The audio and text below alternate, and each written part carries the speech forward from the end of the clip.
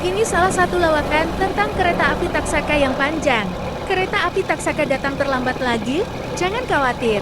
Mungkin dia hanya ingin menunjukkan bahwa Taksaka tak bisa cepat karena jalannya banyak tikungan.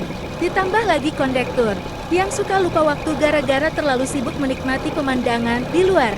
Gimana? Cukup panjang dan lucu kan? Mau lagi?